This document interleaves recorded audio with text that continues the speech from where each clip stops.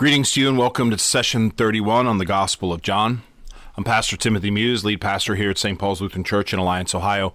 It's a joy to be with you today as we spend this time together. Thank you for making the time for this. Thank you for opening your home, your heart, your energy. Thank you for investing in this. We know more than anything else that time is our greatest commodity. It's that which is a finite and limited commodity. We all get the same amount, but how we use it, what we do with it varies from individual to individual. And so thank you for allowing this time together. Thank you for allowing me to be part of this time with you, for investing in this time. I really do truly appreciate it. If this is your first time with us, welcome to the sessions. I would certainly encourage you to go back and listen to the previous ones as we have been building session upon session. So go back and read, hear the previous sessions on the Gospel of John as we've led up to this point. There's plenty of information back there. And even if you've been following along, welcome back. Thanks for your continued investment, your continued support. If you want to go back and here I am again, listen to these sessions again, certainly it can help enhance where we are. So I definitely encourage any interaction. So thank you. If you're connecting with this through any of the social media posts, the Facebook or the Instagram, or even on the website, I certainly would encourage you to share it out there. Get it out there for others. That's the beautiful thing about social media. That's the beautiful thing about this brave new world that we're living in, this internet world, is that you can share information out there and it goes out exponentially.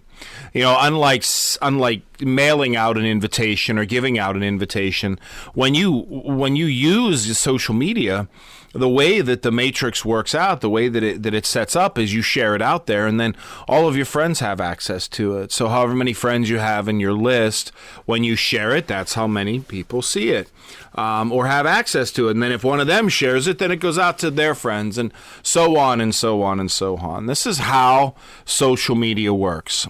And the beautiful thing about social media is that we don't ever have to look at someone in the eye. We don't ever have to interact with them face to face. You can share this stuff out at 2 o'clock in the morning while you're hanging out watching the reruns of whatever you're watching and listening to this, or while you're at the gym or whatever it is that you're listening. You can share it out there and no, you don't have to tell anybody. You don't have to see anybody. You can just put it out there. You can push a share button. It goes out. People hear it. People see it. And you don't have to look at them, which really, I think in a lot of ways, when we talk about sharing our faith and witnessing our faith, that's what keeps us down the most, is that we have to look at people and we're afraid that they're going to ask questions we don't have answers to.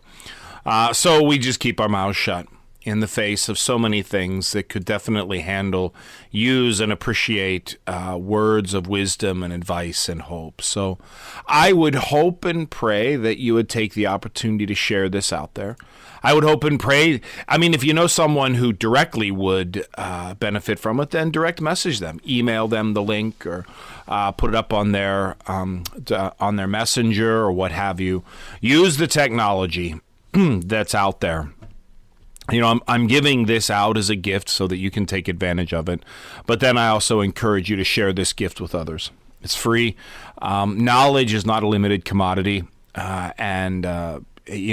Wisdom is not a limited commodity. When we treat it like it is, that's when we start to lose it.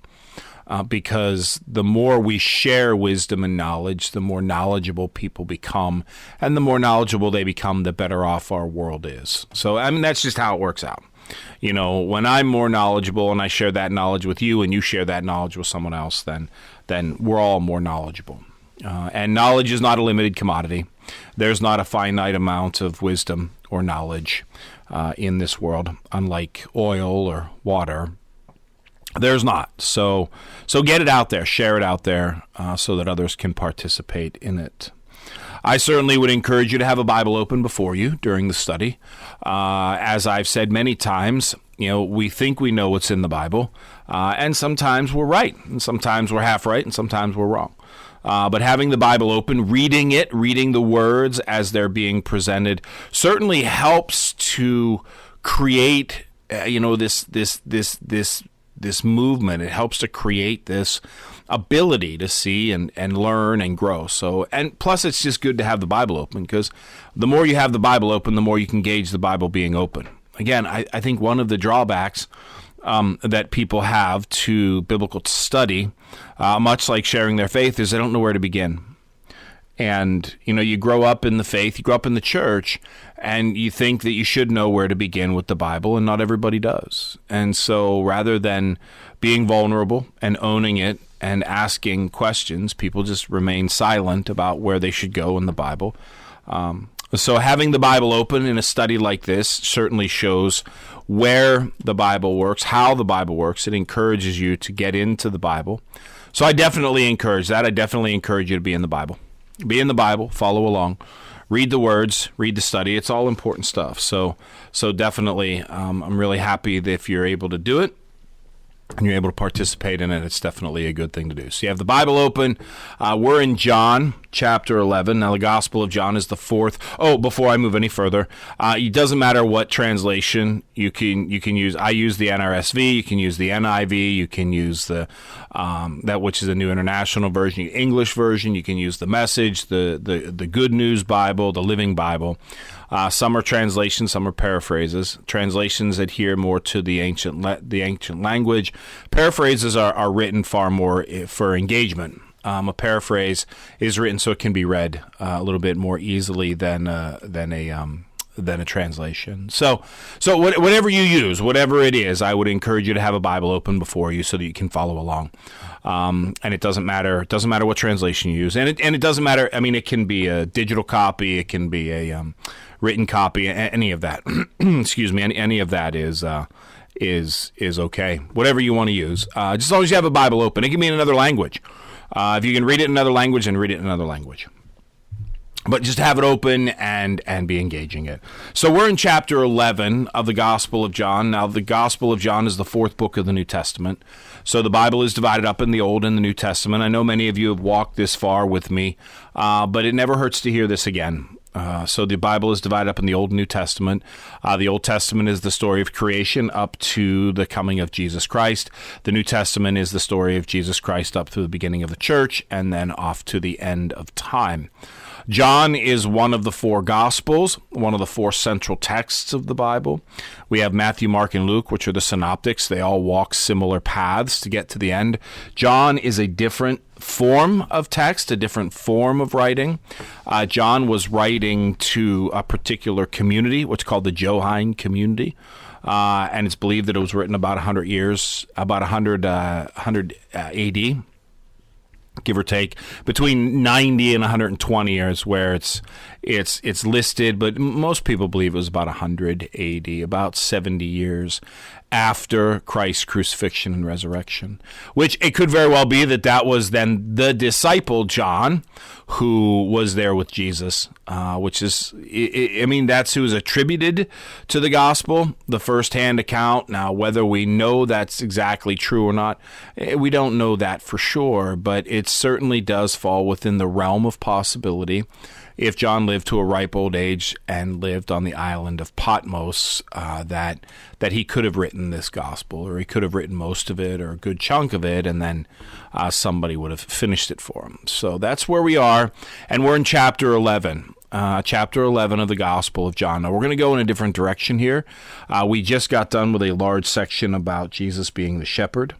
And the sheep knowing his voice, and he sparred back and forth with the Pharisees and the scribes about, claiming to be the Son of God, blasphemy, words, all that kind of stuff. So Jesus got done with this battle, then he retreats, he heads off, he went across the Jordan to the place where John had baptized earlier and remained there. So Jesus is, kind of out of the spotlight right now. And it's really fascinating. I love this picture, and I really think this is an important understanding, not only of how the Savior works, but how the Savior calls us to work. So there's engagement and retreat. Engagement and retreat.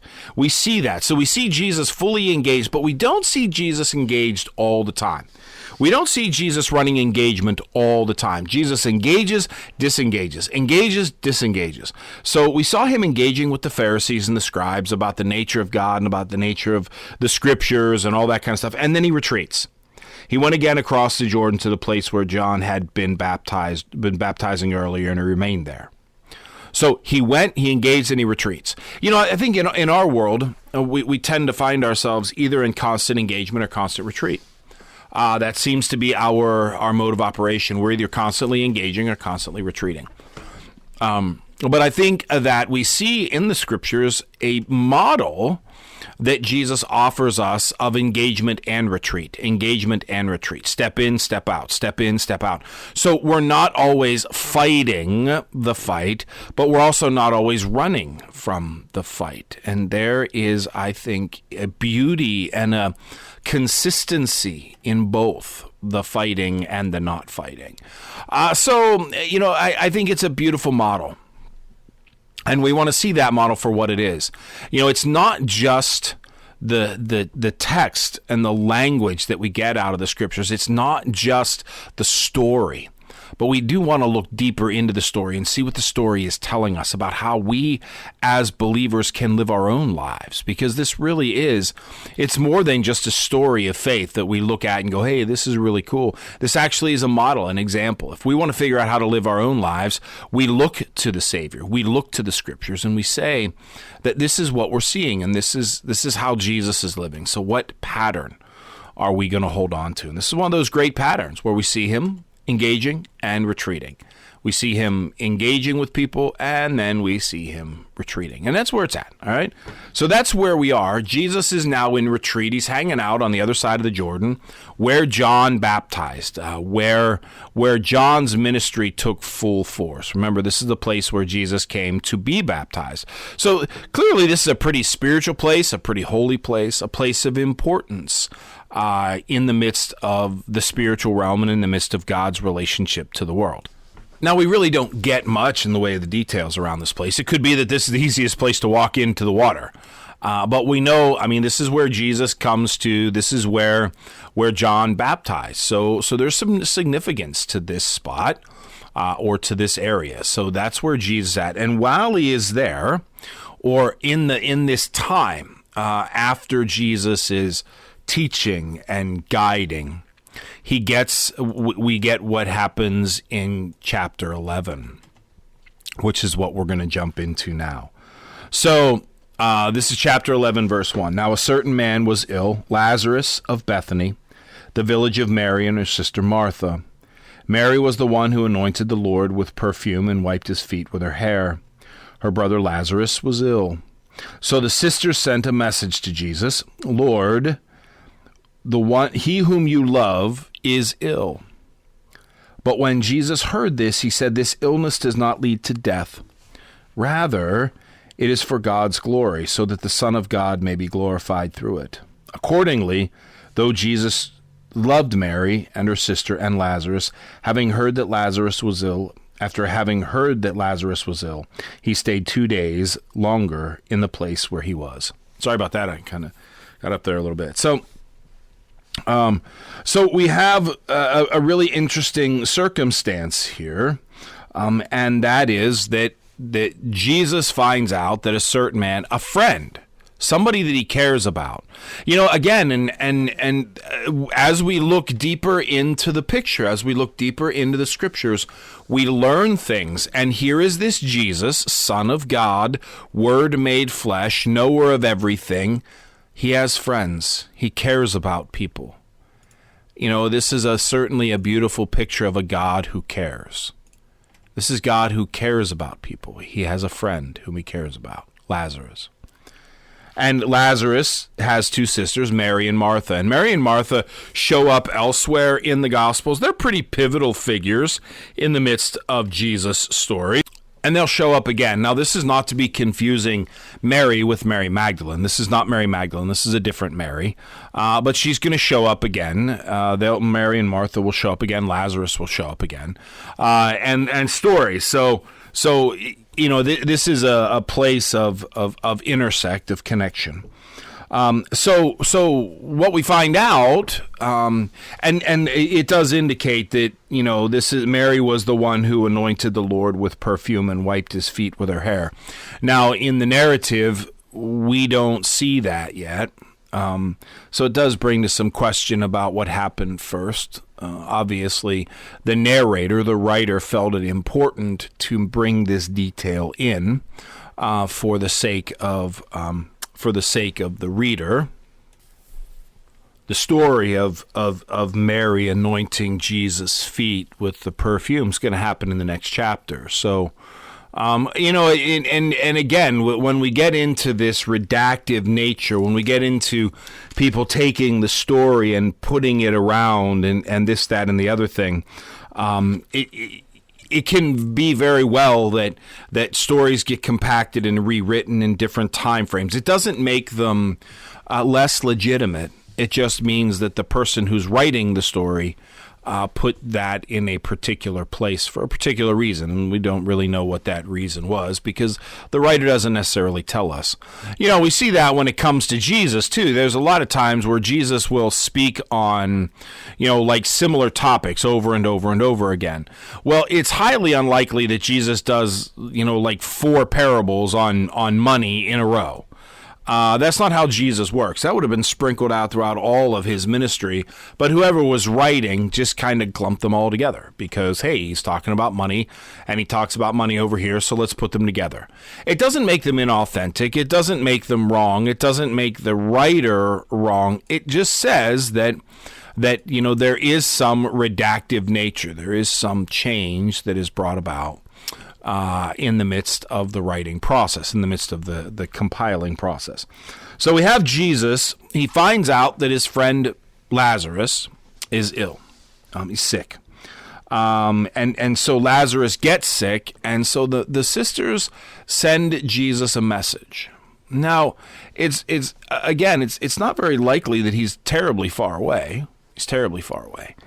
But far enough away that, sends a message. And then Jesus receives the message. He receives the message that his friend Lazarus is sick. But he waits a whole 2 more days.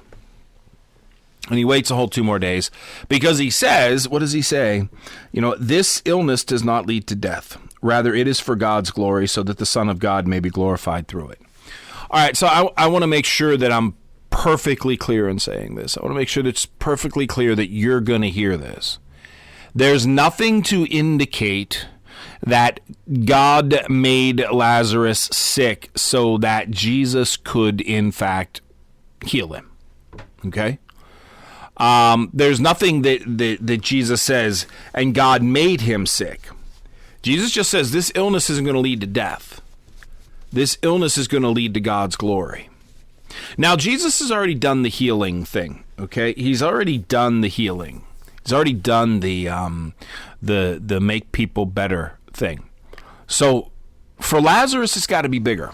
It's got to be more important. It's got to be larger. Because remember, this is kind of the revelation of the Son of God. Now, we're going to get to this, and pretty soon after, we're going to jump into what John's narrative of the Passion, John's long narrative of the Passion.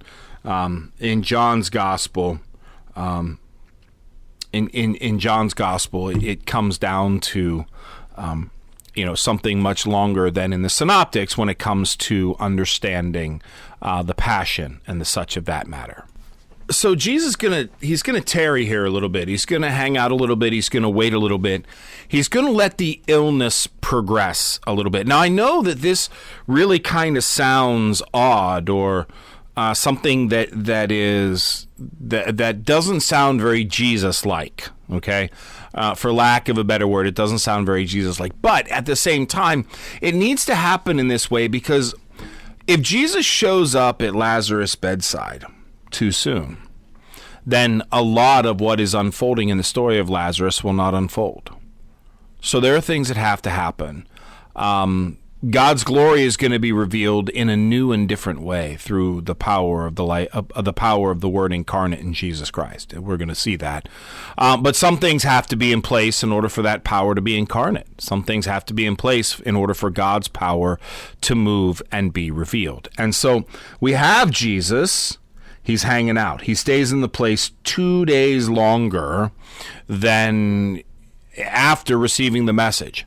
This does not make him uncaring. We need to make sure that we are that we're strong with this. This does not mean that Jesus doesn't care. This doesn't make him aloof.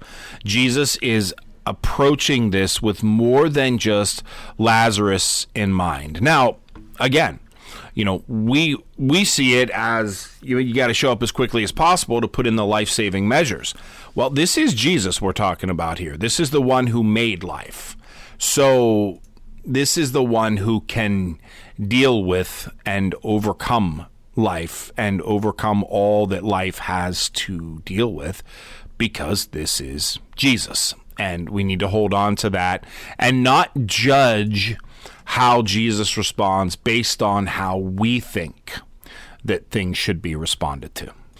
And again, let's keep in mind here, if Lazarus means something to Jesus, which we're going to find out. I mean, we've already said, he's his friend, then this is a difficult thing. I mean, when a friend needs our help, we want to run to their aid. We want to do whatever we can to let them, to leave them, to not engage right away. That's really hard to do.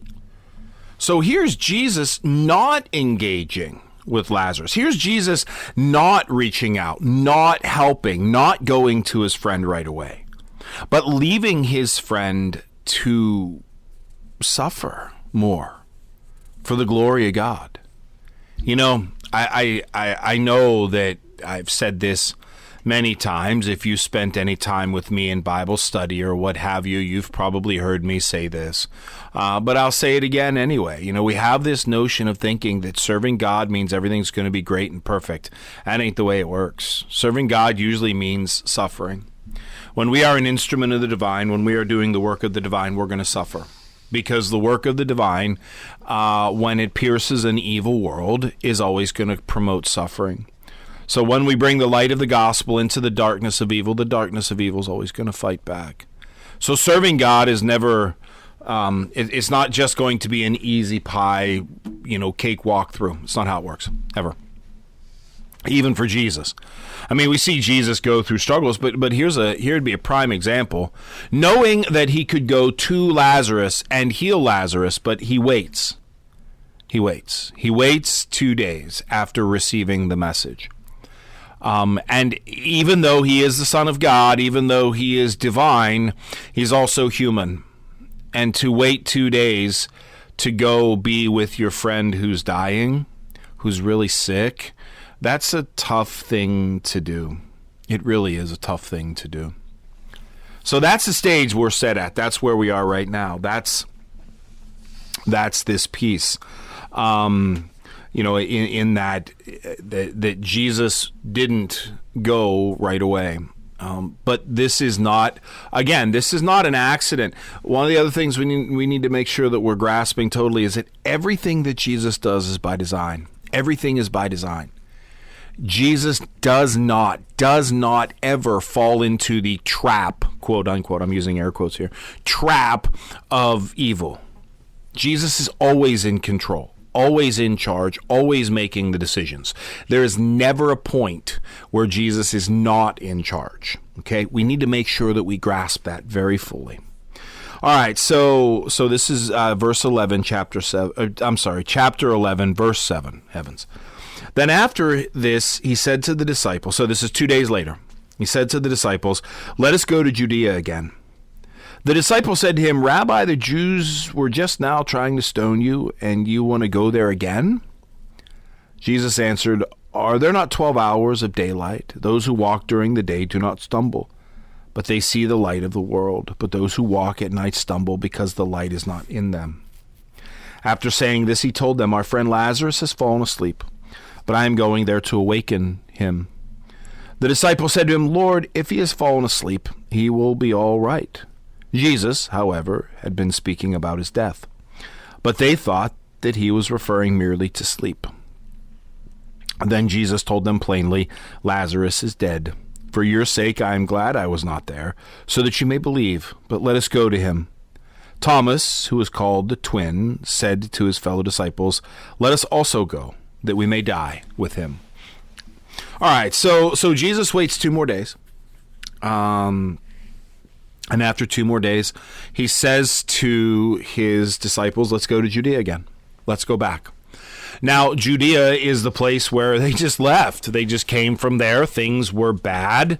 People were trying to stone Jesus and kill Jesus for his beliefs, for his blasphemy, as they were talking about. Remember chapter 10, the blasphemy. And so that's why Jesus retreated. He retreated because he had fought the battle, and he'd really won. I mean, there was no there was no loss in this victory. They just the leaders just couldn't see a way to justify everything, so they just tried to kill him. That's what leaders do. Well, I shouldn't say that's what people do when they're losing. When someone's losing an argument, it's called an ad hominem argument. I'm sure you probably have heard that, where you're arguing with someone, dialoguing with someone, and they're losing. So then, like, well, you don't know what you're talking about because you're a woman, or because you're fat, or because you're bald, or because you're this, or because you're that. Something that's completely irrelevant to the knowledge or the logic of the circumstance. That's called an ad hominem argument. So at human, they're arguing at human. Well, for Jesus, they don't necessarily do an ad hominem argument. They just try to kill him. They try to stone him to death, trying to shut this guy up because he's basically wiping the floor with them. They are losing on every level because they're bringing human wisdom into divine conversation, which they haven't quite grasped yet. But anyway, so Jesus left. He didn't want to fight. He withdrew. He went over to to the other side of the Jordan. Well, now he's going back again because, in fact, Lazarus is sick. And so we get this cryptic. So Jesus says, look, we're going to go back and we're going to go back to Judea. And they're like, well, I mean, look, they just tried to kill you. Rabbi, the Jews were just now trying to stone you and you're going back. And Jesus answered, are there not 12 hours of daylight? Those who walk during the day do not stumble because they are the light of this world. Because they have the light of this, because the light. I'm sorry. So those who walk during the day do not stumble because they see the light of this world, which is true. Again, and we don't really have a concept. I mean, unless you live out in the wilderness or live out in the rural area, we do not have a concept of pure darkness. We have light, light from houses and street lights and light from cars and all these different things that we have. But there was a time when, light was daylight and you moved about while the sun was shining, because the only ones who moved about at night were afraid of being seen during the day. They were moving in the shadows. They were moving in fear. Think Nicodemus. Why do you think Nicodemus came to Jesus by night? Because Nicodemus didn't want to be seen. He wanted to try to trick Jesus and question Jesus, but he didn't want anybody to see him.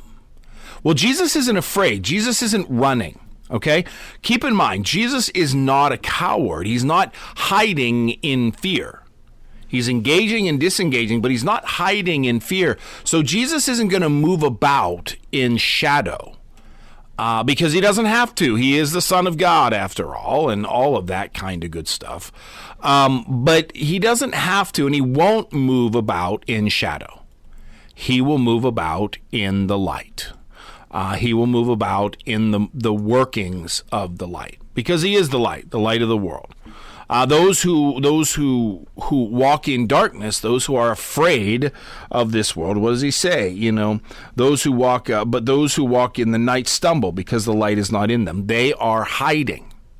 There is a cowardice. There is a shadow. There is a fear, a hiddenness to them. There's no hiddenness to Jesus. Jesus has been clear. Now, they don't want to believe him because what his clarity points to is their loss of power. However, Jesus has been clear about who he is and about what he brings into the world. So he says, look, I mean, it's daylight. I'm not hiding from anybody. I'm going to see my friend. So Jesus says, look, I'm not running from anybody. I'm not hiding in any way. Jesus' retreat was not because he was hiding from those who were looking for him. Jesus' retreat was it just wasn't time yet for him to be brought down to the circumstances that that were being brought forward. So it was time for him to step aside and let something else come forward for a while. That's all. And, so he stepped away, and here we are. So he goes back. So they're like, well, they're trying to kill you. After saying this, he said to them, our friend Lazarus has fallen asleep, but I am going there to wake him. Now, Jesus knows full well that Lazarus is dead. I think the use of the language is very, very important here. Because we talk about Jesus, we talk about being the God of the living and the dead, okay? We profess that in the Creed. Paul articulates that far more clearly in his theology, that no one is outside of God's grace, that death for us is a separation, but not for God. So it's all good. So Jesus uses this language of sleep. So Jesus says that Lazarus, our friend Lazarus, has fallen asleep, okay? Which means that there is a way of awakening. So when we think about Jesus in terms of the living and the dead, when we think about the dead themselves, there is this idea, this possibility of awakening. For us in our physical realm and our physical understanding, dead is dead. That is it. That's it. We haven't seen that coming back. There is a decay. There is a loss of physicality, but not when it comes to the realm of Jesus. When it comes to the realm of Jesus, there's something different. So he speaks of it not in the form of living and dead, but sleeping. He says our friend Lazarus is sleeping, and I'm going to wake him. All right? I'm going to wake him. I'm going to draw him back. Now, keep in mind, we have seen everything. We have seen Jesus do so much already. This is the only thing that we haven't seen Jesus do. We have not seen Jesus reach into the realm of the dead and draw back. We have not seen Jesus return the breath of life to the dead. Not to this caliber and not in this way. So we're going to see that. That's the whole point of this story, this intimacy, this reaching into the dead. We have seen, we do see in elsewhere where Jesus does touch, the funeral bier and such. But this is something else. This is something bigger and deeper. And so that's why we're seeing it. That's why it's part of the story. And that's why Jesus tarried as long as he did before going to see his friend Lazarus. We hear throughout the ages people talking about the dead are sleeping and waking from sleep. And there's this very thin veil between sleeping and awake, dead and alive. I think in a lot of ways we've really kind of concretized and made a very binary thing, something that Jesus is far more liminal in, far more in between. And that's why Jesus uses this language, I think, more fully than dead. But the disciples, they don't get it, of course, because, well, they're the disciples and they're still a little blockheaded. So they need a little bit of help. They're like, well, hey, if he's asleep, then he'll wake up. He's just having a long nap, Jesus. Let's give him some time. It's not worth getting stoned to death over, to go wake him up. He'll wake himself up.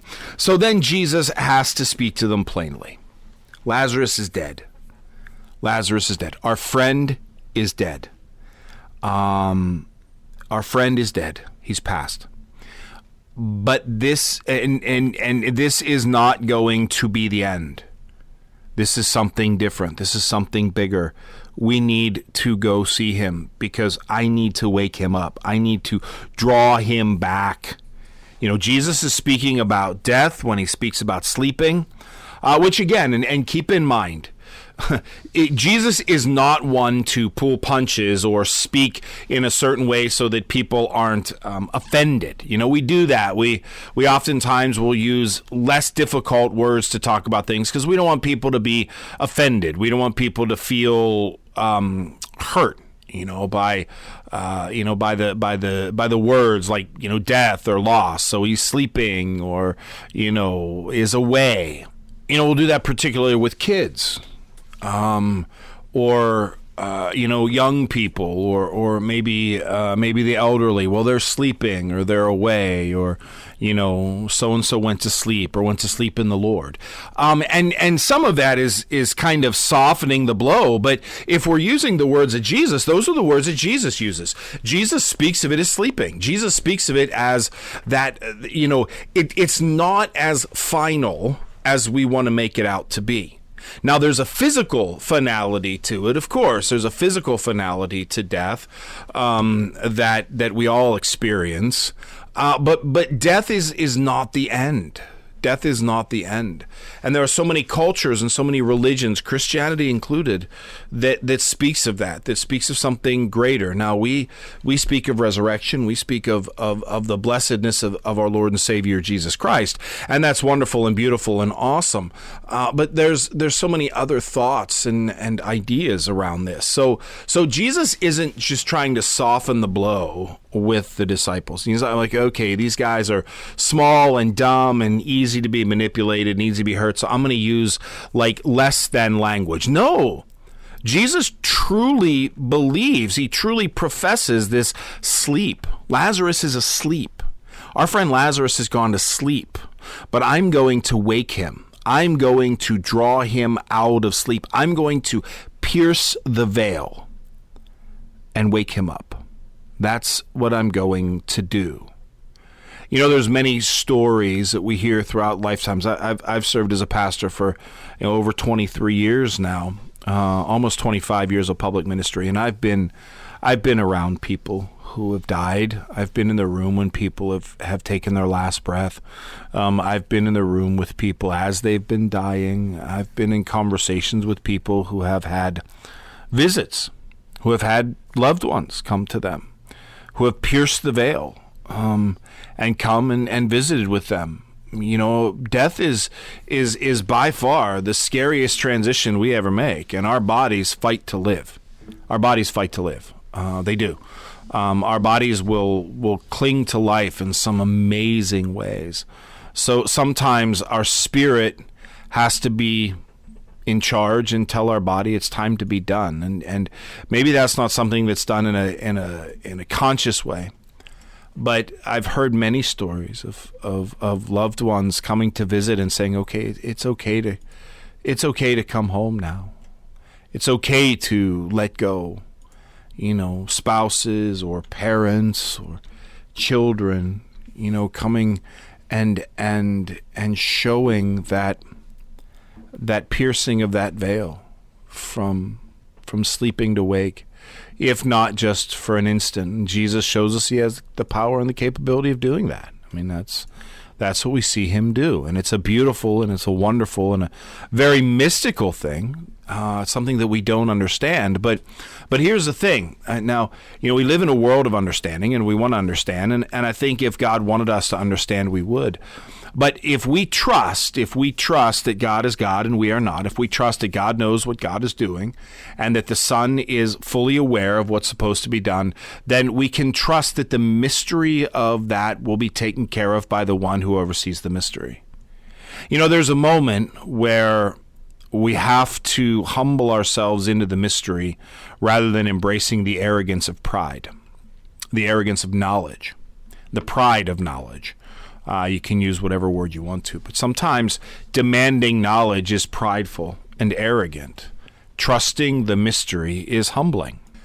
I know I'm spending a lot of time talking about this. I know I'm spending a lot of time kind of dissecting it or laying it out there, but trust me when I tell you, I'm not even scratching the tip of the iceberg when it comes to the amount of time that can be spent talking about this piercing of the veil between life and death, between light and darkness, between sleep and wake.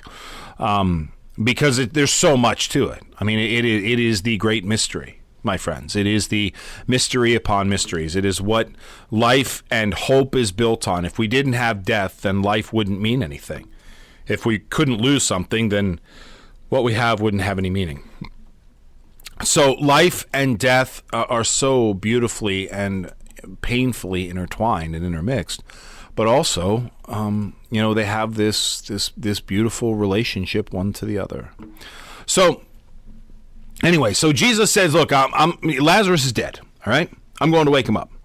And he says, "For your sake, I am glad that I was not there, so that you may believe. But let us go to him." Thomas, who was called the twin, said to his fellow disciples, "Let us go also, that we may die with him." So Jesus says, look, I'm glad that I wasn't there, because if I was there, then you wouldn't see the power that I have of reaching through the veil. If I was there, you wouldn't see the power that I have of raising him from the dead. You wouldn't catch this. And I want you to catch it. So I want you to see me doing this. If I was there while Lazarus was alive, then you wouldn't see what I want you to see. You wouldn't get it. And so I'm glad that we didn't go. I'm glad that we waited. Because since we waited, my friends, since we waited, now you will see the true power, the true glory of what God has in store. The true glory of my power in the world. And really, again, if Jesus is going to have any power, if Jesus is going to have the ultimate power is to raise from the dead. And if we, and think about it, if we extrapolate out into our own theological salvific understanding, we need to know that Jesus has the power to raise from the dead, because we're depending on him to raise us from the dead. So we need to see him do this, right? I mean, we can't take his word. We need to have the story of it. We need to see him do it. You know, it's like an audition. You can say, hey, I'm the greatest pianist in the world. Anybody can say that. But you got to sit down and play it. Okay? And if you don't sit down and play it, well, then you're only going to get a portion of, then where's the proof? So then you're hired on. You're the greatest pianist in the world, and you sit down at the Met to accompany the Philharmonic, and hey, guess what? You don't know the difference between a C and a D. Well, if we're going to put our salvific reality and our hope and our eternal trust in the hands of our Lord and Savior Jesus Christ, we got to see that he can do this. And he can't do it. He wouldn't have been able to do it if he would have been quick to get to Bethany and raise Lazarus from the dead, to heal him. Because if he would have healed Lazarus while he was sick, then Lazarus wouldn't have died. And if Lazarus wouldn't have died, then Jesus wouldn't have been able to heal him. And the whole point would have been, well, less than. I don't want to say moot, because, whenever Jesus changes the natural order, which is what a miracle is the change of the natural order. So, I mean, the natural order is water is not as solid as rock, so you can't walk on water. Water is malleable. Its molecules move faster than hard surface, so when you step on it, it can't hold the weight. Okay, but Jesus walks on the water because he's able to alter the natural state. That's a miracle. Water is water, wine is wine, but Jesus changes the molecular structure of water into wine. That is, he's altering the natural state. That is a miracle. And so the ultimate in miracles is altering the natural state of death into life. But somebody's got to die, and it needs to be somebody important and close. It can't just be somebody on the road. This has to be, because we need to see more than just Jesus raising him from the dead. There's more that we need to see in this story. There's a lot more that we need to see in this story. So that's where we leave it. So then they're like, all right. So then Thomas says, "Let us go, that we may die with him, that we may die with Lazarus. Let us go that we may be dead, so that you, Jesus, can wake us up." There's so many different interpretations of this piece of what Thomas is saying. Let us go that we may die with Jesus as he's arrested and stoned. I mean, let's not leave our master to go by himself, so that if he gets arrested and stoned to death, he's not going to die alone. I mean, that's a very practical, that's a very follower thing. If your master is your teacher's going to go through it, you're going to go through it with them, because that's what you do. If your master, your teacher's going to walk through the fires of hell, you're going to walk through the fires of hell with them, because that's what it means to follow your teacher. Where your teacher goes, you go. So if Jesus is going to die on the road back to Judea, then he shouldn't die alone. So let us go that we may die with him. Which, is a good commitment statement. There's no doubt about it. But there's also a deeper statement in here about this whole dying thing. Die with who? Let us also go that we may die with him. Him who? Him, Jesus? to believe that Jesus is going to be caught up in some kind of trap, or him, Lazarus, that then they too can be risen, awoken. And maybe it's not a physical death, my friends. Maybe it's a spiritual death. And that leads us to ask a whole lot of questions about spiritual life and spiritual death, and what are the spiritual things that need to die? What are the things that need to die in us so that Jesus can raise us? Bonhoeffer says, I wake every day that I may die for the Lord. I die every day that you may raise me up. In baptism, we daily, as Luther would say, plunge ourselves into the water of baptism, in the water of death, and rise to new life. Every day. So we die like Lazarus, so Jesus can raise us from the dead, so that Jesus can continually raise us up and make us better and make us stronger. That's the kind of the point of spiritual life, death, and resurrection. We have a physical resurrection that we look forward to once, because we have a physical death that will only happen once. But there's a lot of deaths that happen in our lives. Ideas die, relationships die, portions of our body die and are reborn. Situations die, families die, work opportunities die, pets die, ideas die, hopes, dreams die. And in that death, we look for resurrection spiritually, mentally, emotionally. We look for resurrection. We look to be raised from the dead for something new, something greater. But first, we must die, and we must trust the death into the hands of the one who can raise us. They may not have trusted that Jesus can raise Lazarus from the dead, but Jesus did. And they're learning that trust. And we're going to see more fully into that trust when we get deeper into the story. We're only kind of scratching the surface. Lazarus is dead, but Jesus and the disciples are still in Judea, or they're still outside of Judea. They haven't gone back to Bethany yet. And the disciples are still trying to figure out what Jesus is talking about with this whole life, death thing, this whole death, resurrection thing, this thing that is so odd and kind of ethereal and out there. Again, keep in mind that this is a very practical world, as we are today. But this is a very practical world. Ghosts and goblins and beasts and all that kind of stuff. None of that had its play yet. None of that had its place yet. So all of these things, this is a very binary. This is a very binary thing. Life, death, black, white, hard, soft. It's very either or. Simple world, either or, but you're dealing with Jesus here. You're dealing with the Word made flesh, fully human, fully divine. It's not either or. It's kind of both and a whole lot more of. So that's what we're seeing unfold here in this story. We're seeing a depth of theology and a depth of spiritualism that is really kind of layered into this. It's really layered into a lot of John, which is what makes John so different. But this story really kind of digs into some of the vernacular and some of the thought processes around it. So it's not just one, but it's many. It's a lot. So that's what we have in this. That's what's going on here, and that's where I want to leave us today. I'm going to pick up next time, and we're going to be well into this story. We're going to be in this story for a while. I don't know. This is a long story. There's a lot that happens here, and I want to make sure that we really kind of grasp all of what's coming forward. So this is an important piece for us, but I'm going to leave it here. Thank you again for your time. Please share this out there. If you got this connected through the social media, through Facebook or Instagram, or even through the website, share it out there. Share it. If you follow me on YouTube, you subscribe to my YouTube channel, then share it out there through YouTube. If you don't subscribe to the YouTube channel, then I would recommend doing that so that you don't miss a publication, so you don't miss a post. These come out every week, but sometimes you can miss the social media posts or what have you. But if you subscribe to the YouTube channel, then you won't miss a post when it comes out. I hope you're well. I hope you have a great week. As always, my contact information will come up at the end of the session. If you have any questions or you want to reach out to me, any comments or messages, please feel free to do so. I'll try to incorporate them in the next session. If not, I'll reach out to you directly. But be well, and we will talk to you next time.